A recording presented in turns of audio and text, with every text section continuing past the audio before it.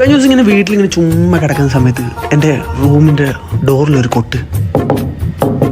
ഞാൻ ആ ഡോർ പതിയെ തുറന്നു നോക്കിയപ്പോൾ ആരാ നിൽക്കുന്നത്? എൻ്റെ അനിയൻ. അവനിപ്പം ഷവർമ്മ കയറ്റിയാലേ പറ്റത്തുള്ളൂ. അങ്ങനെ അവനെയും കൊണ്ട് ഷവർമ്മ കഴിക്കാൻ വേണ്ടി ചാടി ഇറങ്ങി.